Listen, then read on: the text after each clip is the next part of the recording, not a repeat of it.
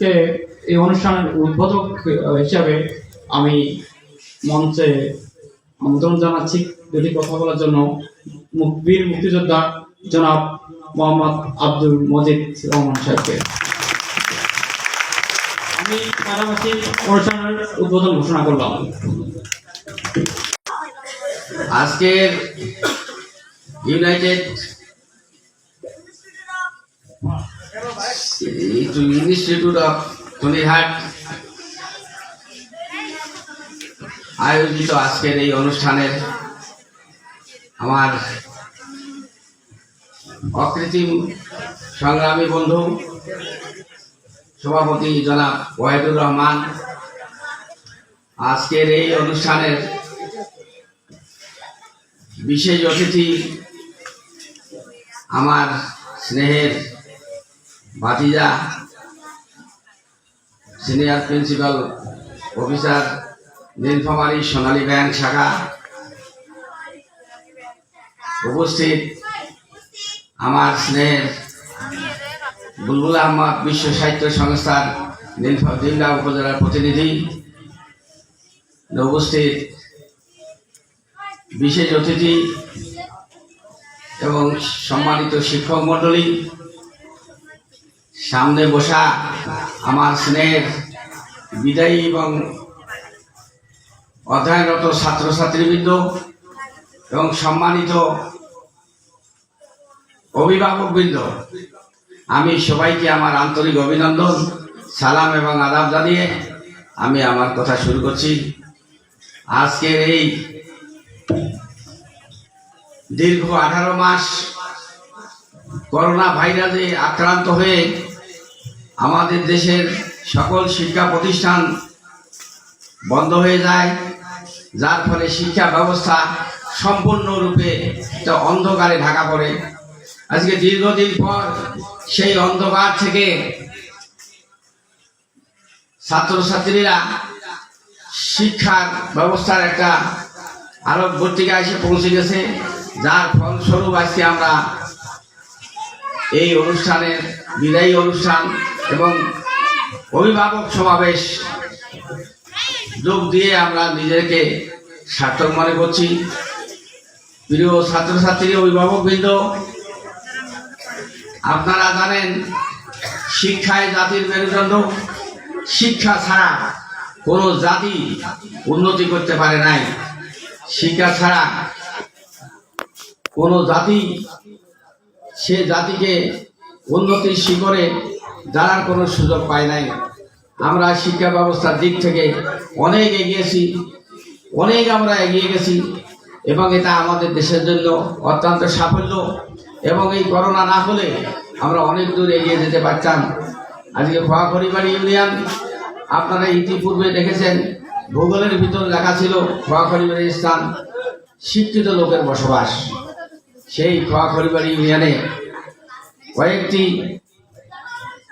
KG school প্রতিষ্ঠা হয়েছে, এটা অত্যন্ত ভালো দিক। তার মাঝে এই স্কুলটি ইংরেজি মিডিয়ামের মাধ্যমে একটা নতুন আঙ্গিকে ছাত্রছাত্রীকে এটা নতুন ভাবে গড়ে তোলার জন্য যে প্রচেষ্টা হয়েছে, এখানকার প্রধান অধ্যাপক এবং তার সহযোগী যারা আছেন তাদের সবাই, সভাপতি সহ সবাই মিলে এটা করেছেন। আমরা ইতিপূর্বে করোনার আগে এখানে একটা অনুষ্ঠান দেখেছি, ইংরেজিতে একটা ডেভিলিং ক্লাব হয়েছে, ডেভিলিং হয়েছে, এটাতে খুব ভালো লেগেছে। এইটা অন্তত পক্ষে আমাদের কোনো অনুষ্ঠানে দেখা উচিত ছিল। ওই অনুষ্ঠানটা আমাকে খুব মুগ্ধ করেছে। আজকে আমাদের মাতৃভাষা বাংলা, আমরা বাংলার প্রতি, মাতৃভাষার প্রতি অবিচল আস্থা রাখবো, ভালোবাসা রাখবো। কারণ এই মাতৃভাষার জন্য আমাদের অনেক রক্ত দিতে হয়েছে, অনেক ত্যাগ তিতিকার বিনিময়ে আমরা বাংলা ভাষাকে আমরা আন্তর্জাতিক ভাষা হিসাবে স্বীকৃতি লাভ করতে পেরেছি। কিন্তু এই পাশাপাশি আজকে আন্তর্জাতিকভাবে প্রতিযোগিতায় আমাদের ইংলিশ খুবই দরকার। ইংরেজি হচ্ছে একটা ইন্টারন্যাশনাল ল্যাঙ্গুয়েজ। এই ভাষা না জানলে আর পৃথিবীতে প্রতিযোগিতায় টিকে থাকা যাবে না।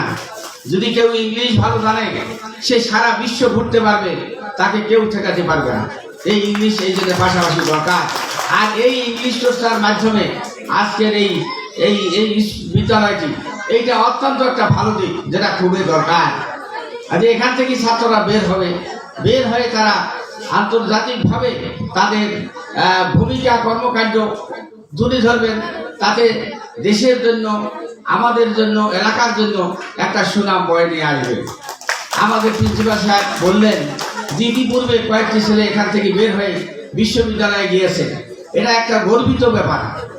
ভালো সন্তান যদি গর্বিত সন্তান হয়, ভালো ছেলে যদি ভালো ফলাফল করে, মেধা সৃষ্টি করে, যদি তার ভূমিকা ভালো জায়গায় রাখতে পারে, তাহলে কিন্তু এটা শুধু বাম্মা গর্বিত বাম্মা নয়, এবং গর্বিত এলাকাবাসী, গর্বিত দেশবাসী। এই ভালো ছাত্রছাত্রী ছাড়া কখনো এই গর্বিত কাজকর্ম করা সম্ভব নয়। তাই আজকে এখান থেকে বের হয়েছে আমাদের খোয়াখড়িবাড়ি ইউনিয়ন, ইতিপূর্বেও সুনাম অর্জন করেছে।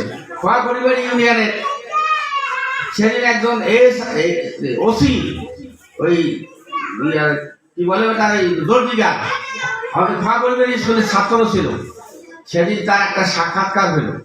এই সাক্ষাৎকারে সে অত্যন্ত জোরালোভাবে কয়েকজন শিক্ষকের কথা তুলে ধরেছেন। এই বলেছেন, আমার প্রধান শিক্ষক আহমদ হোসেন মন্ডল, আমার বিএসসি শিক্ষক ছিল কৈলাস রঞ্জন রায়, এভাবে কয়েকজনের নাম তুলে ধরে সে গর্ববোধ করে একটা সাক্ষাৎকার দিয়েছে। এটা অত্যন্ত একটা সুন্দর ব্যাপার। এইখানে আমরা যেমন তুলে দেখেছি, আমাদের এই খোয়াখড়িবাড়ি ইউনিয়নে আমাদের কয়েকজন মেজর আছে, যেমন মেজর মামুন, মেজর তসলিম, তারপরে এটা কর্নেল, তারপরে মেজর বিদ্যুৎ, এবং এখানে পুলিশ বাহিনীর ওসি হিসাবে, কর্মকর্তা হিসাবে আছেন আমাদের সোহাগ, তারপরে ওখানে আছে সেই এই নামটা আমাদের জানা নেই, ও এই কয়েকজন আমাদের এখানে অনেকে আছে। অনেক পুলিশ বাহিনীতে, অনেক সেনাবাহিনীতে আমাদের এই খোয়াখড়িবাড়ি ইউনিয়নের অনেক ছেলেমেয়েগুলো ভূমিকা রাখছে, এবং তারা দেশ করার কাজে, শান্তি শৃঙ্খলা রক্ষার কাজে তারা নিয়োজিত আছে। এটা নিঃসন্দেহে আমরা গর্বের স্থান মনে করি, একটা গর্ব মনে করি যে হ্যাঁ, আমাদের এই এলাকায় এই অবসরগুলো থাকে। তারপরে আমরা এখানে কি করেছি, খোয়াখড়িবাড়ি আমরা কলেজ করেছি, যে কলেজে এখন বর্তমান 8টা অনার্স বিভাগ খোলা হয়েছে, ডিগ্রি খোলা হয়েছে। এইখান থেকে আমাদের ঘরে ঘরে এই এলাকার ছেলেপেলেরা বিএ পাস করবে, অনার্স পাস করবে, এবং আমাদের এলাকায় সম্পূর্ণ ঘরে ঘরে শিক্ষিতের স্থান তারা দখল করে এই এলাকাবাসীকে উজ্জ্বল ভূমিকায় তারা নিয়ে যাবে, যে আমাদের জন্য বড় গর্বের কথা। তো আজকে যে অবস্থার মধ্যে আমরা ছোট্ট কয়েকজন মানুষ সিদ্ধান্ত নিয়েছিলাম, আমাদের পরপর 2টা লোক খোয়াখড়িবাড়িতে এই ইসলামিয়া কলেজে ম্যানেজিং কমিটির নির্বাচনে হেরে যাওয়ার পরে আমরা 2 জন, আমার রাজনৈতিক শিক্ষাগুরু যিনি এখন অসুস্থ অবস্থায় আছেন, জনাব আব্দুর রহিম, বীর মুক্তিযোদ্ধা, উনি আমার রাজনৈতিক গুরু, উনি সহ আমরা হেঁটে হেঁটে ডিমলার থেকে আসছিলাম বাড়িতে। রাস্তায় আমরা সিদ্ধান্ত নেই যে আমরা খোয়াখড়িবাড়িতে কলেজ করব।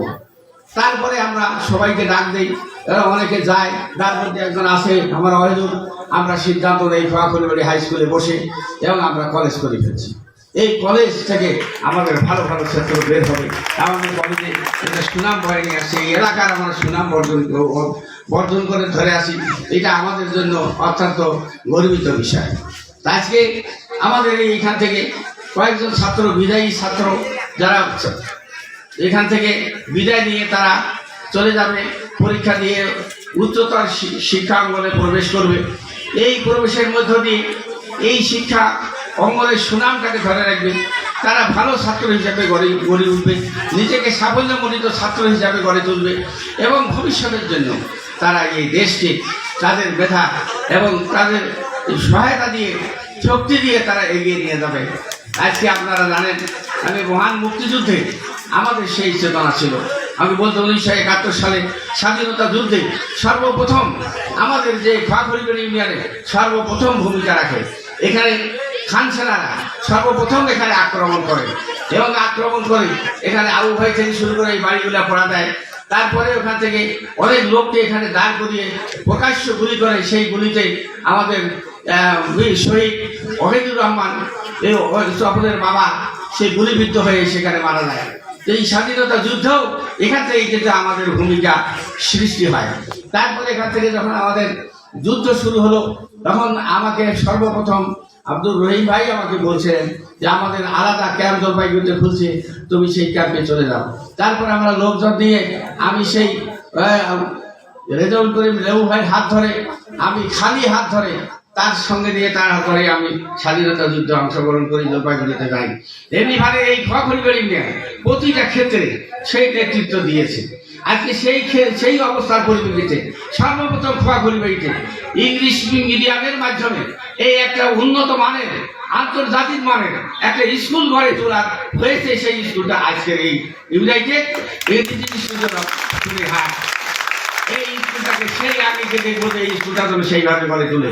আমার এই সোনার ছেলেরা একটা ফুলের বাগান, এই ফুলের বাগান থেকে সুবাস ছড়িয়ে যাবে সারা দেশে, সারা পৃথিবীতে। এটা আমরা চাই। তাহলে আমরা সার্থক হব, আমরা সবচেয়ে আমরা খুশি হব এবং এই এলাকার সুনাম বয়ে যাবে। আর মহান মুক্তিযুদ্ধের চেতনা, সেই মহাসাম্প্রদায়িক চেতনা, আমাদের যুদ্ধের মধ্য দিয়ে আমাদের একটা সুন্দর সংবিধান রচিত হয়েছে। আমরা হিন্দু মুসলমান বৈষ্ণব খ্রিস্টান সবাই মিলে এক কাতারে দাঁড়িয়ে আমরা সেই যুদ্ধ করেছিলাম। সেখানে হিন্দু মুসলমান সবাই ছিল। এই জন্য তার পরিপ্রেক্ষিতে একটা সুন্দর সাবলীল পৃথিবীর শ্রেষ্ঠতম একটা সংবিধান রচিত হয়েছে 1972 সালের সংবিধান। এই সংবিধান একটা সুন্দরভাবে তার তার যে চেতনা, মুক্তিযুদ্ধের চেতনা সেখানে তুলে ধরেছে। সেখানে এই চেতনার 4টি স্তম্ভ। এই স্তম্ভের প্রথম ধাপ হলো আমাদের পরিচয় হবে জাতীয়তাবাদ। আমার জাতীয়তাবাদ, আমাদের পরিচয় হবে আমরা বাঙালি। আমরা সারা বিশ্বে আমার পরিচয় হবে বাঙালি। সংবিধানে রচনা করা আছে, সংবিধানে সংযোজিত করা আছে। দ্বিতীয় হলো আমাদের গণতন্ত্র, যে আমরা আমাদের প্রতিনিধি তৈরি করব প্রত্যক্ষ নির্বাচনের মধ্য দিয়ে। এই নির্বাচিত প্রতিনিধি বানাবো, এই প্রতিনিধি দেশ পরিচালনার দায়িত্ব পালন করবে। এটা সংবিধানের একটা স্বীকৃত বিষয়। তৃতীয় হলো ধর্ম নিরপেক্ষ। আজকে সারা দেশে আমাদের ধর্ম নিরপেক্ষতার অর্থ ওই এই সংবিধানের ভিতর আছে। আজ সারা দেশে দেখা যায় যে সংবিধানের আলোকে কেউ চলছে না। আজকে আমাদের সংবিধান ভুলণ্ঠিত। সেই অবস্থার মধ্যে সারা দেশে এই যে সনাতন ধর্মাবলম্বী হিন্দু সম্প্রদায়ের প্রতি যে আক্রমণ করা হইল, পূজা মণ্ডপে আক্রমণ করা হইল, এটা ধর্ম নিরপেক্ষতার সংবিধানের একটা ইয়াকে আলোকে ভুলণ্ঠিত করা হলো। আমাদের দেখা আছে স্বাধীন সার্বভৌম দেশে সুন্দরভাবে স্বাধীনভাবে নিজ নিজ ধর্ম পালন করার অধিকার সেখানে সংরক্ষণ করা আছে, কিন্তু সেটা করা হয়নি। তার পরবর্তী করা আছে সমাজতান্ত্রিক একটা প্রোগ্রাম দেওয়া আছে সর্বশেষ, যে আমাদের দেশের মানুষ কেউ খাবে, কেউ খাইতে পারবে না। সকল মানুষ অর্থনৈতিকভাবে সমান অধিকার পাবে। প্রতিটা মানুষ অন্ন, বস্ত্র, বাসস্থান, শিক্ষা, চিকিৎসার সুযোগ পাবে। এই গ্যারান্টি নিয়ে 1971 সালে মুক্তিযুদ্ধের চেতনার মধ্য দিয়ে রক্তের বিনিময়ে প্রতিষ্ঠিত সংবিধান, আমাদের এই সংবিধানের আলোকে এই আমাদের দেশ পরিচালিত হবে। আজকে তোমরা যারা এখানে ছাত্রছাত্রীরা আছো, তোমরা সবসময় তোমরা মুক্তিযুদ্ধের চেতনায় বিশ্বাসী হবে, মুক্তিযুদ্ধের চেতনায় বই পড়বে। আজকে আমাদের মাঝে যেটা রাষ্ট্রপতি ছিলেন বঙ্গবন্ধু, তিনি আজকে নাই। সে বঙ্গবন্ধু ছাত্রদের মাঝে এত সুন্দর কথা বলতেন, ছাত্রদেরকে সবচেয়ে বেশি ভালোবাসতেন, ছাত্রদেরকে বলতেন যে তোমরা আমার ভবিষ্যতের কান্ডারি। এই ছাত্র আজকের যারা ছাত্র, আগামী দিনে তারাই এই দেশের কান্ডারি হবে। আমি এই বঙ্গবন্ধুর সঙ্গে প্রত্যক্ষভাবে 1971 সালের না 73 সালের আমাদের জাতীয় সম্মেলন, ছাত্র ইউনিয়নের তরুণদের জাতীয় সম্মেলন, তখন একটা ইন্দিরা মঞ্চ ছিল। ইন্দিরা গান্ধী এসেছিলেন ঢাকায়, উনি একটা ইন্দিরা মঞ্চ তৈরি করে, নৌকার উপর মঞ্চ তৈরি করে বক্তব্য দিয়ে চলে গেছেন। সেই জায়গায় ছাত্র ইউনিয়নের সম্মেলন হয়েছিল। সেই সম্মেলনে প্রধান অতিথি হিসাবে উদ্বোধন করছিলেন বঙ্গবন্ধু শেখ মুজিব, এবং আমরা দুই ধারে সারিবদ্ধ হয়ে আমরা দাঁড় হয়েছিলাম। সেই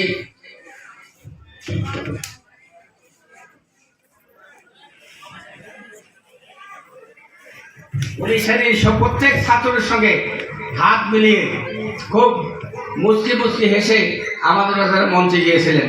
মঞ্চে গিয়ে তিনি বলছিলেন, তখন ছাত্র ইউনিয়নের ডাকসুর ভিপি ছিল মোজাহিদ হোসেন সেলিম।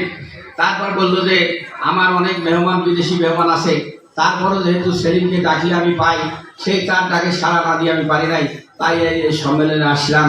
তো ওই সম্মেলনে অনেক কথা বলার পরে ছাত্রদেরকে কয়েকটা উপদেশ দিয়েছিল যে তোমরা তোমাদের পকেট খরচ হয়, তোমরা কি করো, বাবা মার কাছ থেকে পয়সা পকেট থেকে চুরি করো, করে তোমরা কি করো, তোমাদের পকেট খরচ করো।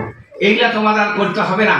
তোমরা কি করবা, বাড়ির পাশে কলা গাছ গাড়বে, কলা গাছ থেকে কলা হবে, সেই কলা যখন তোমরা খাবে তোমার ক্যালোরির অভাব পূরণ হবে, আর কলা বিক্রি করে তোমার পকেট খরচ হবে। তোমরা বাড়িতে হাঁস পুষো, মুরগি পুষো, সেই মুরগির মাংসকে তোমরা আমিষের অভাব পূরণ করবে, আর ওটা বিক্রি করে তোমরা ডিম খাবে এবং ওটা পূরণ করে তোমরা কি করে পকেট খরচ হবে।